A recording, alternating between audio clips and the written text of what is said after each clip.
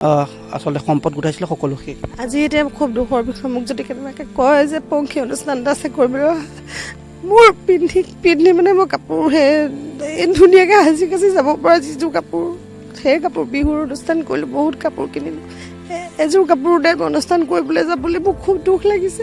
আৰু ওচৰৰ বাইদেউ আছে, বাইদেউহঁতে মোক কাপোৰ আনি দিছে, দূৰৰ পৰা কোনোবাই কেনেবাকৈ আনি দিছে, সেনেকৈ পিন্ধিছোঁ। অকল মোৰ বুলি নাই কোৱা, মই বাৰু অনুষ্ঠান বুলি কৈছোঁ কথাটো, এনেই উৎসৱ। কিন্তু সকলোৰে অৱস্থা একেই, ইয়াত সকলোৰে অৱস্থা একেই, মানে দিশৰ যি বলিয়া বান, আজিহে গম পাইছোঁ, আমি সেইদিনাহে গম পাইছোঁ কেনেকুৱা অৱস্থা কি হৈছে। এতিয়া খুব দুখ লাগিব, পানী সঁচাকৈ পানী আহিছে সাংঘাতিক। মানে 19 তাৰিখটো আমাৰ কাৰণে শিৱসাগৰ জিলাৰ বাবে, অসমৰ বাবে এটা অভিশপ্ত দিন বুলি আমি ভাবিছোঁ।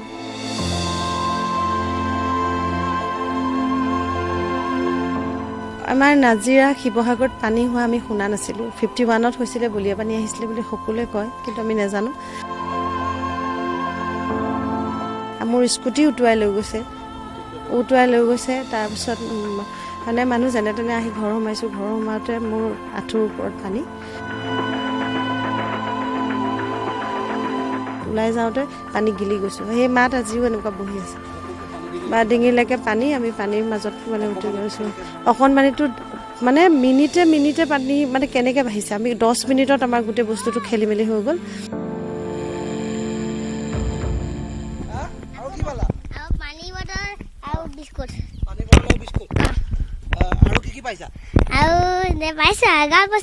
এগাল বস্তু পাইছা? তুমি কোন ক্লাছত পঢ়ি আছা? ক্লাছ 3। কিতাপ চিতাপ থাকিলে নে চব উঠি গ'ল? কিতাপ থাকিলে? পানী কিমান ওপৰলৈকে হৈছিলে? তুমি শুই আছিলা? আপাৰ ঘৰত আছিলা? তাৰপিছত মানে তুমি পানীটো তেতিয়া দেখা নাই আৰু? পানী দেখা নাই? বাকী এতিয়া চব ঠিকে আছে, খোৱা বোৱা ধুনীয়াকৈ পাই আছা হয়নে? ঠিক আছে, এতিয়া ভালকৈ থাকিবা দেই। ঠিক আছে। বৰ্তমান আমি নাজিৰাৰ ৰজাপুলত আছোঁ। ৰজাপুলৰ এঘৰ ব্যক্তিৰ ঘৰত আছোঁ, এগৰাকী শিল্পীৰ ঘৰত আছোঁ। মই সহযোগে প্ৰথমে কেমেৰাটো ঘূৰাই দিব, আৰু তেওঁলোকে দুই এপদ যি বস্তু উদ্ধাৰ কৰিব পাৰিলে সেয়া এনেধৰণেই তেওঁলোকে এতিয়া ধুই মেলি চাফ চিকুণ কৰিবৰ বাবে চেষ্টা কৰিছে। একো নাই, ঘৰৰ টিঙৰ ওপৰলৈকে আচলতে পানী।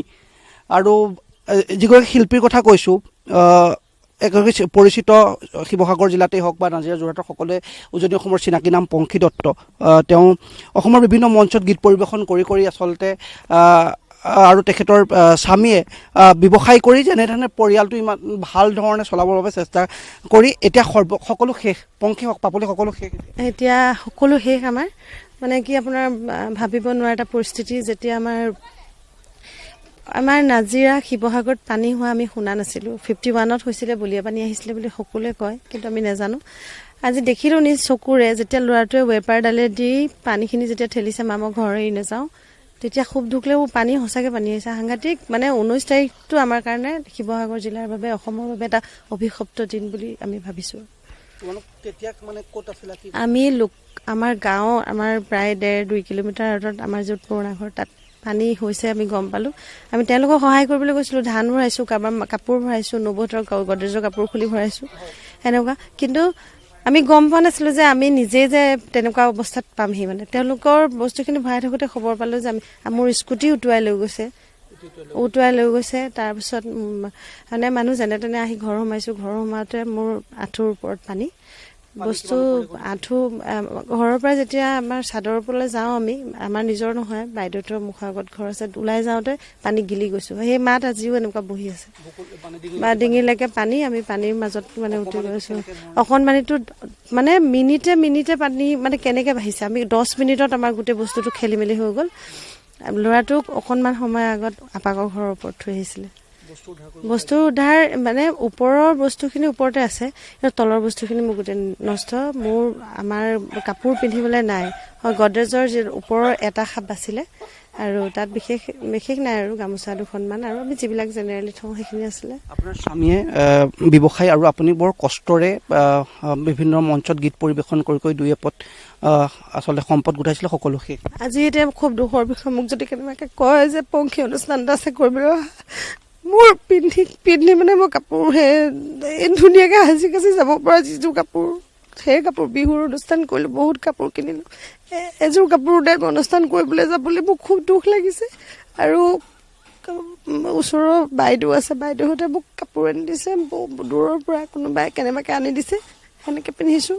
অকল মোৰ বুলি নাই কোৱা, মই বাৰু অনুষ্ঠান বুলি কৈছোঁ কথাটো, এনেই উৎসৱ। কিন্তু সকলোৰে অৱস্থা একেই, ইয়াত সকলোৰে অৱস্থা একেই, মানে দিশৰ যি বলিয়া বান আজিহে গম পাইছোঁ, আমি সেইদিনাহে গম পাইছোঁ মানে কেনেকুৱা অৱস্থা কি হৈছে। যিটো পলস মানে পলসে ডুবাই পেলালে, খেতি বাতি চব নষ্ট, একো নাই, ধান নাই ৰজাপুলত, আজি কাৰো ঘৰত ধান নাই। আমাৰ খেতি নাই, তথাপিতো আমি মানে লোকৰ দুৰ্দশা দেখিও খুব মানে অন্তৰখনে কান্দিছে। খুব সাহাৰ্য সকলোৱে দিছে, নকওঁ, চৰকাৰেও দিছে, দল সংগঠন NGO এইবিলাকো সাহাৰ্য আনিছে, সাংবাদিক বন্ধুসকলেও আনিছে। কিন্তু এনেকুৱা কিছুমান ঠাই আছে, গলি আছে, গাঁও আছে, মানে পোৱাগে নাই, ৰাস্তা এতিয়াও বেয়া, পানী হৈ আছে। গতিকে আপোনালোকৰ যোগেদি আশা কৰিছোঁ আৰু অনুৰোধ জনাইছোঁ সেইসকলৰ ওচৰলৈ আপোনালোকে যাওক। নাম আপোনাৰ সন্তক বিহুবৰ আলি কিনাৰৰ মানুহখিনিয়ে পাইছে, ভিতৰৰ মানুহখিনি ধৰক 100 মিটাৰ 200 মিটাৰ গলি যিবিলাক আছে সেইবিলাকে পোৱা নাই। আৰু সেয়া আৰু পংকী দত্ত ধন্যবাদ জ্ঞাপন কৰিছোঁ। হৃদয়বান এগৰাকী শিল্পী আচলতে অত্যন্ত কষ্টৰে অসমৰ বিভিন্ন মঞ্চত গীত পৰিৱেশন কৰি দুই এপদ যি ধন পায় তাৰে পৰিয়ালটো তেওঁৰ স্বামীৰ সৈতে সহযোগত খুব সুন্দৰভাৱে চলি আছিল। সেই পৰিয়ালটো এনেধৰণে যিমান পৰিয়াল শেষ হৈছে, এটা পৰিয়াল এটা আমি উদাহৰণ দিছোঁ। তাৰপিছতো আচলতে তেওঁলোকে ভবা নাছিলে, অন্য ঠাইত গাঁৱত গৈ ৰাইজক উদ্ধাৰ কৰি আছিল। সেই উদ্ধাৰ কৰি থকাৰ সময়তে নিজৰ ঘৰ পানীৰ তলত ডুব গৈছে। সন্তানটোক যেনেধৰণে সুৰক্ষিত স্থানলৈ নিব পাৰিছিলে পংকী দত্তৰ পৰিয়ালে। এতিয়া